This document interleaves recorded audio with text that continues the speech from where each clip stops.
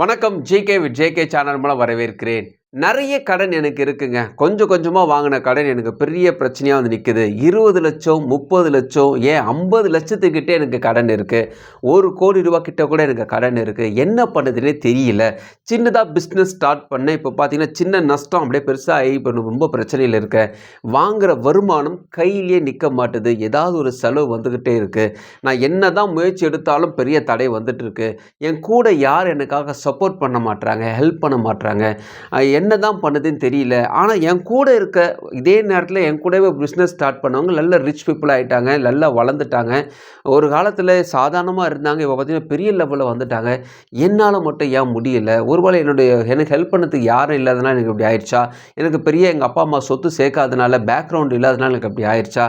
அவங்களுக்குலாம் ஹெல்ப் பண்ணுறதுக்கு எல்லாரும் இருக்கிறாங்க, என்கிட்ட யாரும் இல்லை. இது போல் நிறைய பேர் சொல்ல நம்ம கேட்டிருப்போம். நிறைய பேருக்கு இந்த பிரச்சனை இருக்குது. அந்த கடன்லேருந்து எப்படி வருதுன்னு தெரியாமல் இன்னும் நிறைய கடனை வாங்கி இன்னும் கஷ்டத்தில் இருப்பாங்க. ஸோ அப்பேற்பட்டவங்களுக்கான ஒரு வீடியோ தான் இது. இந்த வீடியோவில் நம்ம ஒரு 3 முக்கியமான விஷயத்தை பார்க்க போகிறோம். இந்த 3 முக்கியமான விஷயங்கள் பெரிய பெரிய ரிச் பீப்புள்ஸ் அவங்க யூஸ் பண்ண முக்கியமான ஒரு விஷயத்தை தான் உங்களோட ஷேர் பண்ண போகிறேன். ஸோ ஃபர்ஸ்ட் பார்க்க போகிறது உருவாக்கம். உருவாக்கம்ன்றது என்னென்னா, நம்மளுடைய ஃப்யூச்சர் எப்படி இருக்கணும்னு நம்ம விரும்பினோம்னா, நான் பணக்காரன் ஆகணும்னு நிறைய பேர் விரும்புவாங்க. நான் பெரிய வசதியாக இருக்கணும் விரும்புவாங்க. எனக்கு 20,00,000 மேலே கடன் இருந்தாலும் அந்த கடனெல்லாம் அடைச்சிட்டா நான் நிம்மதியாக இருக்கணும் விரும்புவாங்க. ஆனால் அந்த விரும்பும் பொழுது பார்த்தீங்கன்னா அது மட்டுமே போதாது. அதுக்கான கிரியேஷனை உங்கள் மைண்டில் நீங்கள் கொண்டு வரணும்னு நான் சொல்ல விரும்புகிறேன். அதாவது ஒரு சிப்பியானவன் ஒரு கல்லை பார்க்குறான்னா அந்த கல்லை மட்டும் அவன் பார்க்க மாட்டான். மற்றவங்க அந்த கல்லை பார்ப்பாங்க. ஆனால் அவனை பொறுத்த வரைக்கும் அது சிற்பமாக பார்ப்பான். இந்த கல்லில் இந்த கூம்பு வடிவாக இருக்க ஒரு கல் வச்சுக்கலாம். அந்த கல்லில் எந்த சிற்பத்தை வடிக்க முடியும், அதுக்கு என்ன விதமான தலை வைக்க முடியும், அதுக்கு என்னென்ன ஐஸ் வைக்கலாம், அந்த கையுடைய பொசிஷன் எப்படி இருக்கணும், கால் எப்படி இருக்கணும், அந்த சிலையை தாங்கக்கூடிய அந்த வெயிட்டு கீழே பேஸ்மெண்ட் எப்படி இருக்கணும், டீட்டெயில்டாக அவனுடைய மைண்டில் கிரியேட் பண்ணிட்டு இருப்பான். அந்த மைண்டில் அவன் என்ன கிரியேட் பண்ணுறானோ அதுக்கப்புறமா தான் அவன் வேலை செய்ய ஆரம்பிப்பான். ஸோ ஒரு சிற்பியானவன் அந்த ஒரு கல்லுக்கு உருவகம் கொடுப்பது போல் உங்களுடைய வாழ்க்கைக்கு நீங்கள் எதிர்காலத்துக்கு என்னென்ன பண்ணணுன்றதை உருவகம் கொடுக்கணும்னு சொல்கிறாங்க. இதை சொன்னது பார்த்திங்கன்னா ஜோசப் மார்வி தன்னுடைய புத்தகத்தை சொல்லியிருக்காரு. 2 விதமான புத்தகம் இருக்குது. ஒன்று the power of subconscious mind, இன்னொன்று பார்த்தீங்கன்னா ஹவு டு அட்ராக்ட் மணி. இந்த 2 புத்தகம் வந்து குக்கு எஃப்எம்ல இருக்குது. ஸோ அந்த விதமான விஷயத்தை நம்ம செய்யணும். நம்ம நிறைய பேர் வந்து ஒரு பிஸ்னஸ் ஸ்டார்ட் பண்ணுவோம், ஒரு கடனை வாங்கி ஒரு பெரிய வேலையை செய்யணுங்க, அதுக்கப்புறமா நான் ஃப்யூச்சரில் செட்டில் ஆகிடணும் ரொம்ப விரும்புவோம். ஸோ ஒரு கடனை வாங்கி ஒரு பிஸ்னஸ் ஸ்டார்ட் பண்ணி நான் ரிச் ஆகணும், பெரிய லெவலில் வரணும் நம்ம விரும்புவோம். அந்த கடனை வாங்கிட்ட பிறகு பார்த்தீங்கன்னா அந்த விரும்பினது வந்து கம்மியாயிடும். அந்த கடனுக்கான வேலைகள் ஸ்டார்ட் பண்ணும்போது சின்ன சின்ன தோல்வி வரும்போது தோல்வியான விஷயங்கள் மனசில் பதிய பதிய இந்த விரும்பின விஷயம் கம்மியாயிட்டே வந்துடும். ஸோ அதனால் நீங்கள் என்ன விஷயங்கள் விரும்புகிறீங்களோ அதுக்கேன உருவகத்தை கொடுங்க. நீங்கள் ஒரு வசதியாக வாழ விரும்புகிறீங்கன்னா அந்த வசதியிலே நீங்கள் என்னென்ன விஷயங்கள் வச்சுருப்பீங்க. வீடு கட்ட போகிறீங்கன்னா அந்த வீடுக்கு என்னென்ன பொசிஷன் வைக்க போகிறீங்க, என்னென்ன ஜன்னல் வைக்க போகிறீங்க, எந்தெந்த இடத்துல ஒரு சோஃபா வைக்க போகிறீங்க, எந்தெந்த இடத்துல கார் பார்க்கிங் வைக்க போகிறீங்க, பிளான் பண்ணணும் சொல்கிறேன். உங்கள் எதிர்காலத்தை நீங்கள் டிசைன் பண்ணணும். அதுக்கப்புறமா தான் அதுக்கான விஷயத்தை நீங்கள் ப்ராப்பராக ரீச் பண்ண முடியும். ஸோ இது உருவாக்கத்தை உங்கள் இருதயத்தில் நீங்கள் உருவாக்க வேண்டும். இப்போ உங்களுக்கு எவ்வளோ கடன் இருக்குன்ற ஒரு விஷயம் கிடையாது. ஒரு 30 லட்சம் 40 லட்சம் கடன் இருக்குங்க. இந்த கடத்தை வச்சுக்கிட்டு நான் எங்கெங்க எதிர்காலத்தை பற்றி யோசிக்கிறது? இப்போ இருக்குது, சாப்பிட்றதுக்கே பைசா இல்லை, நான் எங்கே எதிர்காலத்தை யோசிக்கிறது அப்படி கேட்டிங்கன்னா, இப்போ நீங்கள் யோசிக்க வேண்டிய விஷயம் அந்த சிற்பியானவன் இந்த கல்லை பார்க்கறது போல் தான் உங்கள் எதிர்காலத்தை நீங்கள் பார்க்கணும். மற்றவங்க உங்கள் வாழ்க்கையை பார்க்கும்போது அது கல்லாக இருக்கும். ஆனால் உங்களுடைய வாழ்க்கையை நீங்கள் பார்க்கும்போது அது கல்லாக நீங்கள் பார்க்கக்கூடாது. உங்களுக்கான கிரியேஷன் நீங்கள் இங்கே வேலை செய்யணும். உங்களுக்கு இப்படிலாம் இருக்க போது, நான் ஃப்யூச்சரில் இப்படிலாம் இருக்க போகிறேன்ட்டு நீங்கள் அதை வடிக்கணும் சொல்கிறேன். நீங்கள் அப்படி வடித்தா தான் அதை நீங்கள் ரீச் பண்ண முடியும். அதுக்கான விஷயத்தை உங்கள் ஆழ்மனம் உங்களுக்காக கொண்டு போகும். அதுக்கப்புறமா தான் அது ஒன்று கிரியேட் பண்ணும். உங்களை அறியாமல் நீங்கள் வேலை செய்ய ஆரம்பிச்சுடுவீங்க. ஸோ சிற்பி போல் உங்கள் எதிர்காலத்தை நீங்கள் செதுக்க வேண்டும். இதுதான் வந்து உருவாக்கம் சொல்லுவாங்க, கிரியேஷன் சொல்லுவாங்க. 2வது பார்த்தீங்கன்னா தடுத்து நிறுத்துதல். இந்த தடுத்து நிறுத்துதல் என்றது என்னென்னா எரிச்சல். அதாவது ஒருத்தரை நமக்கு ரொம்ப பிடிக்கலன்னு வச்சுக்கோங்களேன், ஒருத்தரை பற்றி நம்ம ரொம்ப நேரம் பேசிகிட்டு இருக்கோம், அந்த மனுஷனை பற்றி நெகட்டிவான ஒரு விஷயத்தை நம்ம பேசிகிட்டு இருக்கோம் வச்சுக்கோங்களேன். இது போல் ஒரு விஷயத்தை அதாவது நம்ம உருவாக்கிட்டு இருக்கோம், நம்ம ஃப்யூச்சர் உருவாக்கிட்டு இருக்கோம். அதே நேரத்தில் ஒரு எரிச்சல் நமக்குள்ளே இருக்கும்போது அந்த உருவாக்கத்தில் பிரச்சனை வரும். இதுதான் நிறைய பேர் வந்து செய்கிற பெரிய தப்பு. அதாவது அவங்க நல்ல எண்ணங்கள் அவங்கக்கிட்ட இருக்கும், ஆனால் யாரையோ பற்றி புலம்பிட்டு இருப்பாங்க. இவன் அப்படி தான்ப்பா, அவன் இப்படி தான்ப்பான்ட்டு அவங்களுக்குள்ளே புலம்பிட்டு இருப்பாங்க. இல்லாட்டி முன்னாடி யார்கிட்ட சொல்லிட்டு இருப்பாங்க.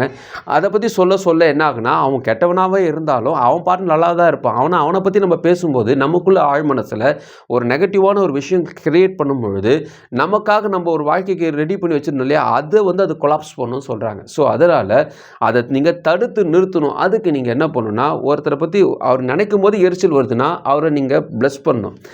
ஆண்டவரே அவர் நல்லா வச்சுக்கோங்க, நல்லா இருக்கட்டும் அப்படி நீங்கள் சொல்லும்போது அந்த இடத்துலையே அந்த எரிச்சலுக்கு முற்றுப்புள்ளி வந்துடும். இது ஒரு நாள் 2 நாள் நடக்கக்கூடிய விஷயங்களில் எப்பப்பெல்லாம் ஒரு மேலே எரிச்சல் வருதோ அவனை ப்ளஸ் பண்ணுங்கள். இது ரொம்ப கஷ்டமான விஷயந்தான். அவனை ப்ளஸ் பண்ணதுனால நீங்கள் நல்லா இருக்கிறீங்கன்னா தாராளமாக நீங்கள் செய்யலாம். உங்கள் எதிர்காலத்தை வந்து நீங்கள் ஃப்யூச்சர் நல்லா இருக்கணும்னா அவங்க நல்லாவே இருக்கட்டும் ஆண்டவரே, அவன் நீங்கள் என்ன பண்ணாலும் பரவாயில்ல நல்லா இருக்கட்டும் அப்படி சொல்லிட்டு விட்டுருங்க. ஒரு 5-6 தடவை சொல்லிட்ட பிறகு அதுக்கப்புறம் பார்த்தீங்கன்னா அவனை பற்றி நினைப்பே நமக்கு வராது. ஏன்னா அவனால் நமக்கு ஒரு மேட்டராகவே தெரியாது. ஸோ அதனால் நமக்கு முன்னாடி அது மாதிரி விஷயங்கள் வருதுன்னா நீங்கள் அதை எதிர்த்து நிற்கணும். தடுத்து நிறுத்தணும்னா ஒரே வேலை, அவனை நீங்கள் இக்னோர் பண்ணணும். அதுக்கு நீங்கள் அவனை ப்ளஸ் பண்ணால் மட்டும்தான். அவனை ஆசீர்வதிங்க, அவன் நல்லா இருக்கட்டும் அப்படி சொன்னீங்கன்னா போதும், அது முடிஞ்சு போயிடும். ஸோ 3வது முக்கியமான விஷயம் பெற்றுக்கொள்ளுதல். இந்த பெற்றுக்கொள்ளுதல் என்னென்னா உங்களுக்கு கடவுள் கொடுக்கக்கூடிய ஆசீர்வாதங்களை அப்படியே டேரெக்டாக கடவுள் வந்து இதாப்பா வச்சுக்கோன்னு அப்படி கொடுக்க மாட்டார்.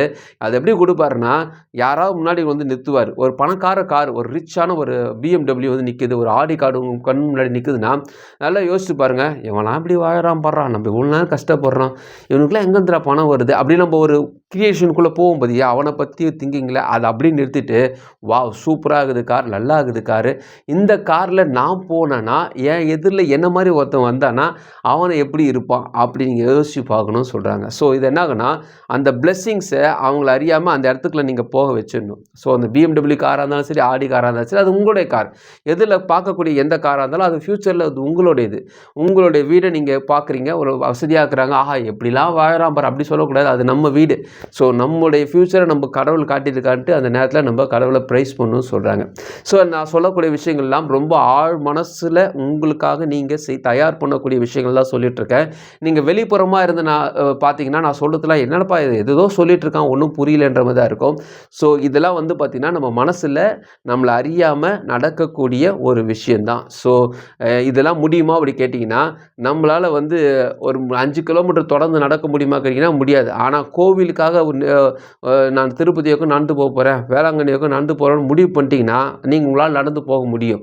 ஏன்னால் சின்ன சூடு கூட தாங்க முடியாது, ஏன்னா ரொம்ப சூடு பட்டுச்சு கையில், அடுப்பு பற்ற வைக்கும்போது கையில் சுட்டுச்சு ஃபீல் பண்ணுவாங்க. ஆனால் கோவிலுக்காக நெருப்பு மிதிக்கிறேன்னு சொல்லுவாங்க போது அவங்கள அறியாமல் ஒரு பவர் வந்தோன்னு மிதிச்சுட்டு போயிடுவாங்க. இதில் என்ன நடக்குதுன்னு பார்த்தீங்கன்னா அவங்களால முடியும், ஆனால் அதுக்கு அவங்க தயார்படுத்தும் பொழுது அந்த மனசானது அந்த உடம்பை ரெடி பண்ணிடுது. ஸோ இதுதான் விஷயம். இதுக்காக நீங்கள் ரெடி பண்ணுங்க சொல்கிறேன். ஸோ உங்களுக்காக நீங்கள் உங்கள் வாழ்க்கையை உருவாக்க வேண்டும், சிற்பி போல் செதுக்க வேண்டும். 2வது தடுத்து நிறுத்தணும், தேவையில்லாத எரிச்சலை கொண்டு வரக்கூடாது. 3வது உங்களுக்கான ஆசீர்வாதங்கள் உங்கள் கண்ணு முன்னாடி தான் இருக்குது. அது ரிச் பீப்புள் உங்கள் கண் முன்னாடி தெரியுறாங்கன்னா அவங்கள பிளஸ் பண்ணுங்கள். அவங்கள போல் நீங்கள் யோசிங்க, அவங்கள நல்லா வாழ்த்துங்க. யாரை பற்றி நீங்கள் புறம்பு பேசாமல் இருந்தாவே அந்த பிளெஸ்ஸிங்ஸ்லாம் உங்கள் ஃப்யூச்சராக கூட இருக்கலாம். ஸோ யாருக்கு தெரியும். அதனால் அதை நீங்கள் பெற்றுக்கொள்வதற்காக அந்த இடத்துலேருந்து நீங்கள் உங்களை யோசிச்சு பாருங்கள். ஸோ இந்த 3 விஷயமும் நான் 2 விதமான புத்தகத்துலேருந்தே எடுத்து உங்களுக்கு ஷேர் பண்ணியிருக்கேன். How to attract money and power of subconscious mind, Joseph Murphy எழுதியக்கூடிய ஒரு புக்ஸ் தான். இது குக் எஃப்எம்ல இருக்குது. இந்த குக் எஃப்எம்முடைய லிங்க்கை நான் டிஸ்கிரிப்ஷன் பாக்ஸில் கொடுக்குறேன், கிளிக் பண்ணி யூஸ் பண்ணி பாருங்கள். ஆடியோ புக் இருக்குது, தமிழ்லேயே இருக்குது. உங்களுடைய வாழ்க்கையை மாற்றக்கூடிய விஷயங்கள் உங்கள் மொபைல்லே தான் இருக்குது. ட்ரை பண்ணி பாருங்கள், கண்டிப்பாக இது உங்களுடைய வாழ்க்கையை மாற்றும். இந்த வீடியோ உங்களுக்கு பிரோஜனமாக நினைக்கிறேன். உங்கள் ஃப்ரெண்ட்ஸுக்கு ஷேர் பண்ணுங்க, உங்களுக்கு பிரோஜனமாக. மறுபடியும் பார்க்கலாம். வணக்கம்.